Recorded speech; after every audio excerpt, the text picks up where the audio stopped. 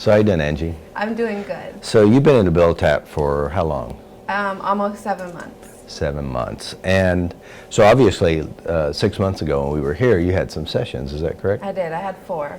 Very good. And kind of tell us a little bit about yourself. I know you're here because of drugs. Mm-hmm. And have you been in any other treatment centers before? This is my 14th treatment center. 14th treatment center, okay. And has any of these treatment centers ever helped you change emotions? No. Have any of these treatment centers help you change bad memories? No. Have they showed you how to change how you feel emotionally? No. All right, so obviously it was drugs, is that correct? Yes. Yeah. What was it? Heroin and crack. Heroin and crack, okay. It started with pills and it went just from one to another. And so how long have you been using drugs? Since I was 13. 13. I'm 29 now. All right, very good. And why do you think you were addicted? I think a lot of the reasons started was because I just wanted to stop my brain. I don't know why I continued to go back to it, because I had bouts of sobriety, mm-hmm. and I just kept going back. So when you say stop my brain, what does that mean? Well, I was diagnosed with OCD at a very young age. I started seeing a psychiatrist for mm-hmm. it, and I just couldn't stop.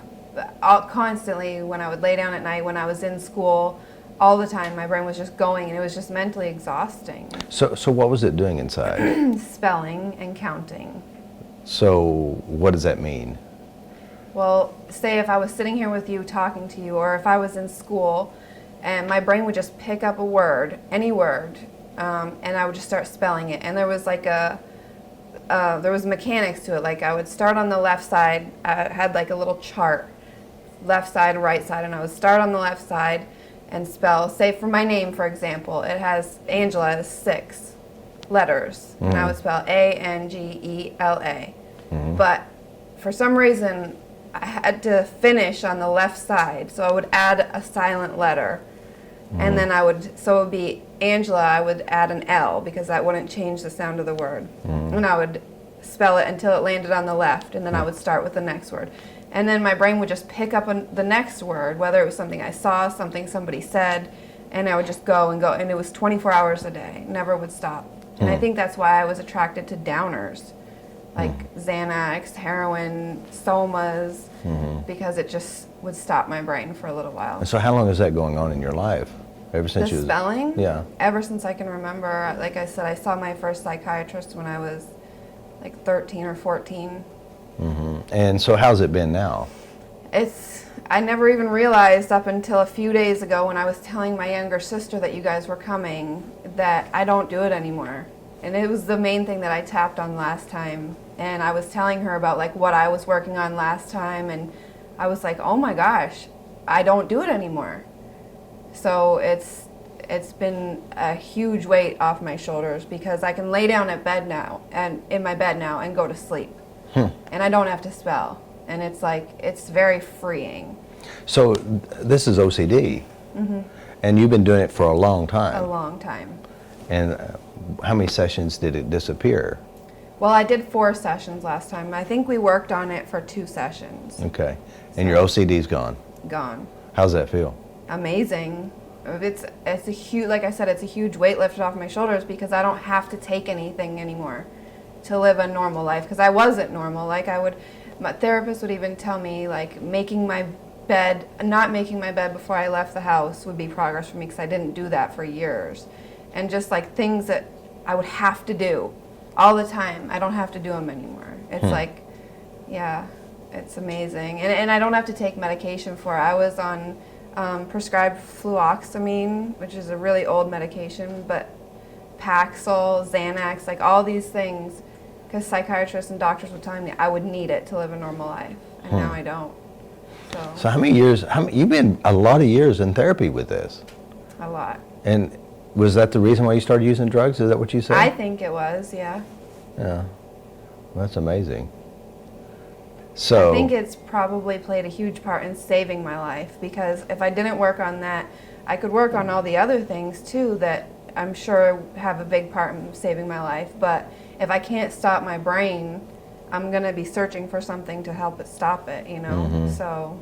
So now it's stopped. Yeah.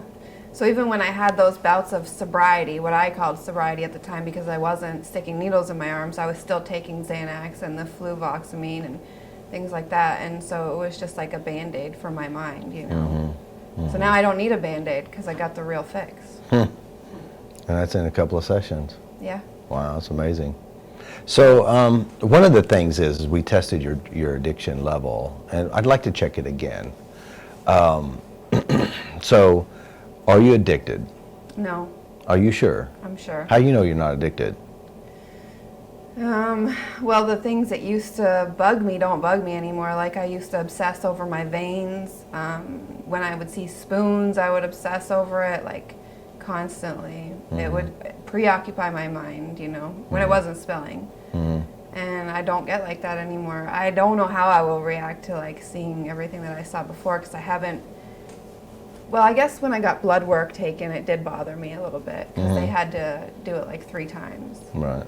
Okay. So, but I haven't I haven't seen any of this stuff since then. But. Okay. And this has been 6 months ago. So I'd like you to do is just take a deep breath, close your eyes, and I'd like you to go back and see if you can find your high. That means go to a memory where you injected, go back to the memory where you felt it, and see if you can find that high feeling in your mind.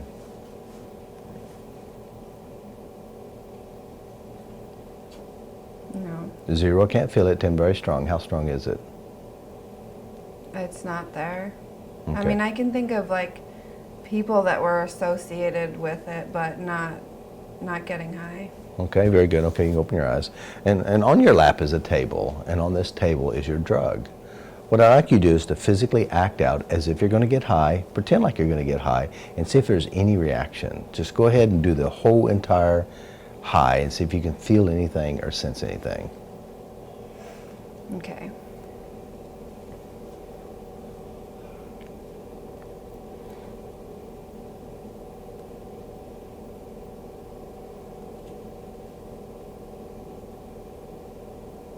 No.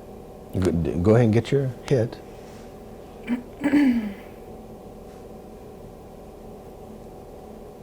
No. I mean, it bugs me a little bit, but... I mean, like, does it make you excited? Does it make you No. want to do it? Or does it repulse you? It repulses me. And that's good. That's what we wanted. Very good. Yeah, last time I did the interview, I remember I was crying. Like, Yeah. I was only here for, I think, a week. Yeah, very good. Now, okay, you was here for a week, and before that in other treatment centers. How often did you think about drugs? All the time. All the time. And how long have you, recently, or in the last 6 months, how often do you think of drugs? Not very often. I can't even really. Well, a new girl came in, and I don't know if you know, she has track marks all over her arms and legs and stuff. So recently, just seeing that, it's not that I want to get high, it's just a reminder. So I've thought about it a little more often, but prior to that. And it makes you think you don't want to do it or want to do it? No, I don't want to do it. Okay, so that just tells you something. Right? Yeah. How was you know, of course, before you found FasterEFT, before you were here, you know, you got here, you found FasterEFT. What were your initial thoughts before you even had a session? Do you remember? About FasterEFT? I was open to it. I was open to anything that would help me, and because of the OCD and stuff, I had heard about CBT and NLP and things before, so I was open to it. I guess I was a little skeptical. And even up until I loved doing it at the time, but even up until I realized the other day that my OCD was gone, I was like, you know, I don't know how much it helped me, you know, but of course now I think differently. Yeah, yeah. So. You sound like Kim. She was the same way. Cleaned up. It's weird because I never even realized that it wasn't there anymore until I was like talking about it, and I was like, oh my gosh. It wasn't like this magic thing went off and I was like, oh, well, I'm not going to spell anymore. It was just like, I guess. Just disappeared. Disappeared, yeah. And it's something that was so huge in my life. And then all of a sudden, it just didn't matter anymore. It was gone. Very cool. They help you change memories too? Bad memories? Definitely. And did you check the bad memories and see if they're really changed? Yeah. I don't know why, but I guess I've had a tendency, like, to try and go back to bad memories. I don't know if it's because I'm just used to sitting in how it makes me feel, or a lot of times, like, when you're on point, you're alone here, and I would try to go back to those memories, and they don't bother me anymore. I can still, like, see the memories, you know, but they're different, obviously. But yeah, I don't get that feeling anymore. So I wonder if you still had your counting and you still had your bad memories, if you left here, what is your likelihood of using again? If I still have my counting and my bad memories, oh, it's huge. Yeah. Probably 99.9%. Yeah. So now that the bad memories aren't bad anymore, and you're not counting, and you're not needing to numb your crazy thoughts, your likelihood of staying clean will be what? Pretty high. Yeah. Very good. Have you made that decision that you'll never use again? Yes. Have you made that decision? Okay, good. Sometimes I still, like, I question, because I've been to 14 programs, I'm like, you know, it's hard to believe myself. But I see my peers that have gone through so much here, and if they can do it, I can do it. None of those 14 programs ever change your memories, though. None of those programs ever change your OCD. Right. None of those programs ever change how you felt about the drugs. None of them. Right. Obviously, you got lucky, or you just found the right place to be. I agree. Very good. Good job. I have a better chance at life now.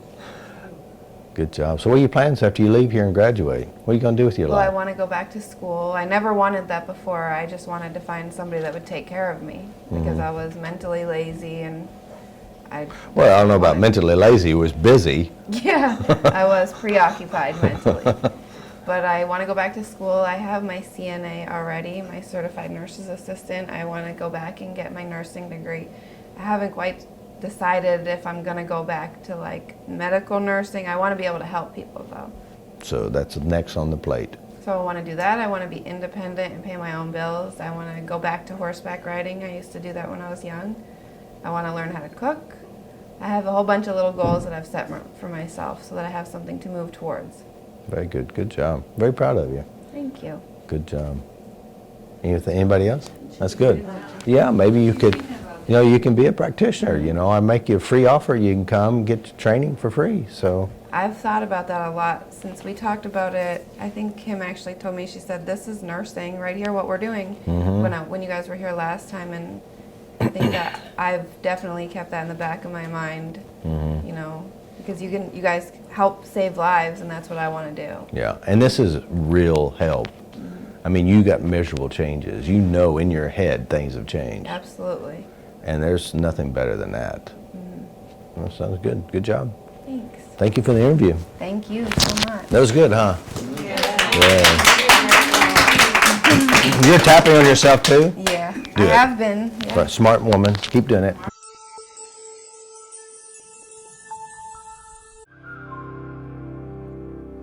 Well, the sun rises every day, reminds me that I can rise in my way, and the sun shines down for everyone, reminds me that I can shine just like the sun and shine for everyone.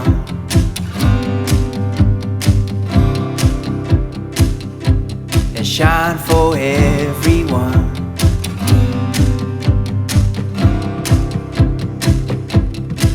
Well, the sun rises every day to remind us all that we can rise in our ways, and the sun shines down for everyone to remind us all that we can shine shine